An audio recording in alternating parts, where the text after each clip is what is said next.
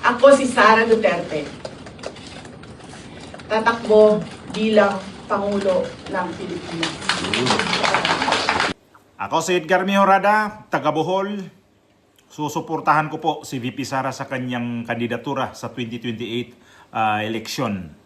Ito na yung reaction ko sa kaya itong si Terry Redon na di ko maintindihan kung takot ba to sa dalawang abogado ni VP Sara na kasama sa defense team ni VP Sara. Kasi ang pagkakaalam ko rin dito sa mga depensa ni VP Sara ay mga dekalibring abogado ho ito. Itong mga Narvasa, sino pa yung mga abogado dyan na kinuha ni VP Sara para idipinsa ang kanyang napipintong impeachment. At alam nyo na ba na itong impeachment ni VP Sara ay itong anak ni Bongbong Marcos, ito si Sandro Marcos, nag-recruit na di umano ng 200 congressmen para pipirma dito sa itong mga House of Representatives, at ito yung gagawin nila para ma-endorse talaga sa Senate itong impeachment ni VP Sara. So hindi natin alam kung ano ang totoo dito, kasi palagay ko totoo ito. Hindi naman lalabas talaga yun kapag may istoryang lalabas. Sigurado may pinanggalingan talaga ho yan. At ito si Terry Redon, nabanggit niya dito na conflict daw itong dalawang abogado na kasama sa team ni VP Sara. Itong si Reynold Monsayak at saka itong si Michael Powa. At ito si Michael Powa, kilala ko talaga to na iyan siya si Michael Powa kasi ito yung nagiging spokesperson ni VP Sara sa nung time na yun sa DepEd, kung hindi ko nagkakamali, siya ho yung siya ho yung spokesperson sa nung time na yun sa DepEd DepEd Secretary si VP Sara. At ito ngayon ang pinag-initan dito kaya itong si Terry Redon kasi conflict of interest. Bakit conflict of interest? Ito yung sinabi niya. I think very relevant po na makita ko nga meron bang conflict of interest ito pong dalawang maabogadong ito in their capacity as a lawyer and in their future capacity as a resource persons or witnesses. Well, malaking usapin ho yung pag-enter po na appearance ni Michael Powa at saka ni Reynold Monsayak kasi syempre hindi lang naman ho sila ordinaryong mga abogado representing the Vice President. Relevant po sila doon sa mga investigasyon relating to the Department of Education. Kasi syempre si Mr. Powa at si Mr. Monsayak ay nagtrabaho bilang una tagapagsalita ni Vice President Sara Duterte. Pangalawa, sila po ay nanilbihan talaga bilang mga matataas na opisyal ng Department of Education. So for example, si Mr. Monsayak, siya po yung Assistant Secretary for Procurement. No? And doon po sa mga previous hearings po ng Kongreso, in-identify ho siya ni Undersecretary Gloria Mercado, nakasama ho doon sa mga nakiusap sa kanya relating to a procurement process. No? So, I think very relevant po na makita ko nga meron bang conflict of interest ito pong dalawang maabogadong ito in their capacity as a lawyer and in their future capacity as a resource persons or witnesses. Sir, if they are indeed called as witnesses, can they refuse? They will be subpoenaed if they refuse to attend as a resource persons. They will have to be subpoenaed to attend the proceedings. No? So, syempre, they will still have to respond to the queries of the members of the Justice Committee. So, kumbaga bale, sir, they eventually, kahit na mag-refuse sila at first, sasalang pa rin sila as witnesses kung ipapatawag sila.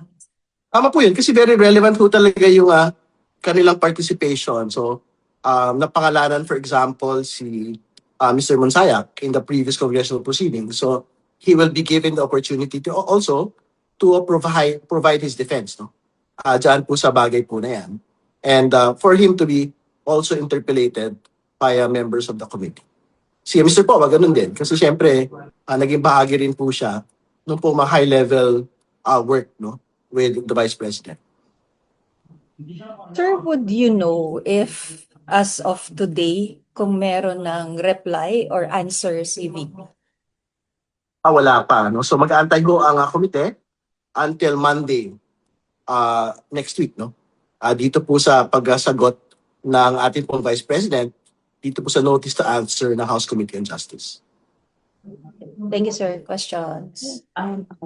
Sir, pwede bang i-invoke yung lawyer-client relationship para hindi sagutin yung ilang mga tanong ng House panel? Pwede yung invoke yung lawyer-client privilege, no? Kapag ho related lang doon sa mga bagay na nagbibigay ho silang advice to the Vice President, no? On legal issues. Pero on factual questions related to their work at the OVP and to their work at the Department of Education, I don't think that a privilege can in fact be invoked, even if they present themselves as lawyers of the Vice President. And then, sir, for ano lang, parang if you can laymanize lang, gano'ng ka-importante po ba itong answer at calculum na isinabmit ng mga abogado po ni VP Sara? Ano pong ibig sabihin ito? Kahulugan nito dito sa impeachment proceedings. Ibig sabihin po ba nito, tutugon si VP Sara? Hindi po niya iisnabin yung pagdinig? Wala naman hong ganong implication, no, na tutugon o hindi. Kaya nga, I think may nakabanggit po doon na ad cautelam, ibig sabihin with caution. No?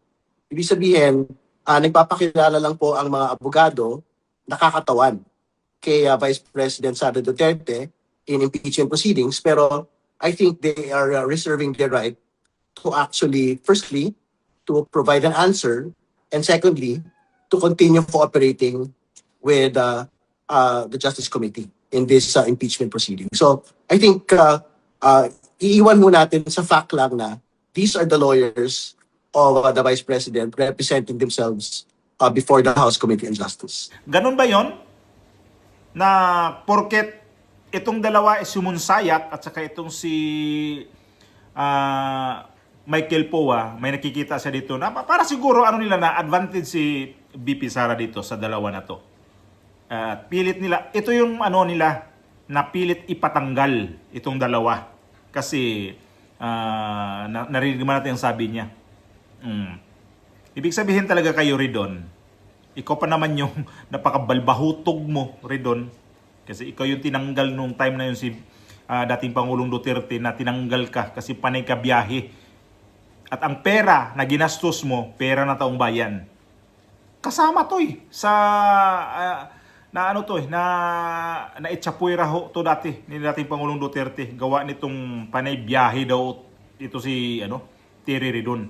Kaya sinibak ni dating Pangulong Duterte. At ito ngayon ang risk back niya dito kay VP Sara. I-impeach niya. So, isa kang hamak na party list dyan na wala ka naman sigurong mga batas kung ano talaga yung ako Saro Bicol ba to na party list niya. Sus, ang Bicol nga puro na nga binabaha nga dyan yung Bicol region. Wala ka nga naggawa dyan, Ridon. Nagkalaki na lang yung panga nitong tao na to Alam mo, sa totoo lang, no? Ako di naman ko gwapo. Ito si Ridon, kung hindi to nagiging abogado, nako po. Ilang paligo kaya nito ang dapat na para mapansin siya sa mga tao dyan o sa mga kababaihan. Wala hindi ko naman talaga ako sa kanya dito. Ko yung pagmumukha niya. Kaya lang, sa pag-uugali niya, sama nga ang pagmumukha, sama pa ng ugali. Akala mo kung sinong malinis kasi itong si Ridon Kaya nga to, tinanggal nung time na yun ni dating Pangulong Duterte dahil naglustay din ng pera. Tapos ito pagbintangan niya to si VP Sara ngayon. Yan ang niya na. Naglustay ng maraming pera daw. Samantala kung saan ka ngayon na dumapo kay Bongbong Marcos, di mo nakita. Yan ang paglustay ni Bongbong Marcos sa pera. Makikita mo na ba ang Pilipinas ngayon, Ridon? Kung hindi ka lang talaga tanga. Kasi itong nangyari kasi ngayon, gusto niya talaga i-impeach si VP Sara. Nasa inyo naman talaga yan Nasa inyo na ang bola ngayon. Kasi itong nang lumulutang na balita na si Sandro Marcos na nagbiyahe daw ito Di ko lang sure kung saan to nagbibiyahe. Pasensya na kasi hindi kasi ko masyado nakatutok ngayon sa social media o kaya sa mga balita kasi puno rin yung schedule ko sa trabaho ko. Kaya sabi ko, papitik-pitik na lang ako titingin sa mga balita. So nakita ko to siya na yun nga daw na conflict of interest itong dalawang abogado ni VP Sara. Conflict of interest o may natatakot ka sa dalawa nito? Na itong si Michael Pua, nakikita ko rin dito na mukhang may dating pagka-abogado. Hindi rin naman din siya, kung kagupuhan man lang pag-uusapan natin, mas gwapo hindi hamak si Michael Pua kay dito kay Ridon. Si Ridon, ang tawag nila cookie eh. Ano ba yung cookie? Parang unggoy o ano yung cookie o yung parang mga palabas sa TV, yung ganun na mga itsura. Tapos ganun pa siya kasama. Di ko ma-imagine ba ito si Ridon na ang kanyang ipa-impeach na itong vice presidente na anak din natin ng presidente ng Pilipinas si Tatay Digong. Oy, speaking of Tatay Digong pala. 1 year na pala siya ngayon na dinala sa The Hague 11. At ayun, nakakulong siya ngayon. So hindi pa alam kung ano talagang mangyayari sa kanya. Kasi yan kaso, alam naman natin pag kaso talaga. At akala ko naman itong kaso nito ni BP Sara, ni Tatay Digong, akala ko mabilis ang usad pero ganun din pala sa Pilipinas. Mas ganun din pala ang dating. Usad pagong din pala itong yung kaso ni Tatay Digong. At ito nga si Ridon. Ngayon, balikan natin si Ridon. Ito ngayon ang gusto niya na tanggalin itong dalawa. Kasi conflict of interest eh. Itong si Pua at saka itong si Monsayak. So gusto niya tanggalin yan. Bakit? Anong kinatatakot mo sa dalawa? Dahil magiging witness daw o ano-ano pa kasi nga nagtatrabaho tong dalawa doon sa Office of the Vice President. Natural, alam nila yan kung ano ang ginagawa nila doon. Kung ano yung mga sinasabi niyo na gumastos ng ilang milyon sa loob lang ng 11 days. At alam natin na kung gaano ito si Monsayak at saka itong itong si Michael Pua, alam nila kung paano nila sagutin itong issue ngayon. Gusto nyo talaga na pilayan ng husto ang Vice Presidente. Kasi ang nyo, pag natanggal itong dalawa, mawala na kayo ng ang laking bawas ng mga ilalatag nilang ebidensya laban sa impeachment ni VP Sara. Ganun naman talaga ang yung punteriya ninyo eh. Na ito nakikita ninyo na mukhang tagilid tayo dito hanapan natin ang butas ito. At akala ko ba yung impeachment na yan, malakas ang inyong dating ngayon kasi nandiyan si Madriaga. Bakit itong dalawang abogado ni VP Sara, itong si Monsayak at saka itong si Michael Pua, parang nanginginig kayo dito? Ba't kayo takot na takot dito sa dalawa? Na kung totoong magaling kayong abogado, ikaw abogado ka naman rin Ridon, dapat ilabas mo ang pagkalalaki mo, magaling kang abogado. Samantalang ito yung dalawa, initan mo. Kailangan tanggalin yan kasi conflict of interest sa kaso. Saan kayo? Noong unang impeachment ninyo, nakita nyo naman yung mga listahan sa mga pangalan ng defense team ni VP Sara. Alam nyo naman kung sino yung kasama doon. Kasama ho yung dalawa. Ba't hindi kayo pumiyait doon noong time na yon? Ngayon lagi pumiyait na nagkalapit na rin tong impeachment ni VP Sara. Piyait sila kasi gusto nila talaga tanggalin daw talaga si Monsayak at saka si Michael Pua. Bakit natatakot sa dalawa? Na ang iba naman yung yan sila kasama sa defense team yan. Ilan kayong mga abogado dyan sa House of Representatives? Ipakita nyo galing ninyo. Pagalingan yan Utakan ho yan. Nandyan si andyan yung mga kasamahan mo dyan. Itong si Defensor. Yung Ilonggo. Itong si Jervil Luistro. Mga abogado kayo dyan, di ba? Ipakita nyo galing ninyo. Huwag kayong magiging bias na naman kayo. Ano ba yan? Kung nakikita ninyo na tagilid tayo dito, talo tayo dito sa technique nito kasi magagaling talagang abogado. Magaling yan ha. Yung mga Narvasa, magaling ho yan na abogado na kinuha. Mayroon pang mga sino pa yung mga abogado na nakikita ko dyan. Nako, lalo yung babae na na-interview noon, di ko lang matandaan kung anong apelyido ng babae na yon. Mukhang astig. Yung abogado ni VP Sara na ano siya, kasama doon sa depensa ni VP Sara. May astig na babae dyan ha. Bukod dito kay Narvasa na abogado. Anak ba to ni Narvasa na ano rin dati, yung nagiging sa ano ba yun, sa Supreme Court ba yun? Merong Narvasa noon na. Andres Narvasa ba yun?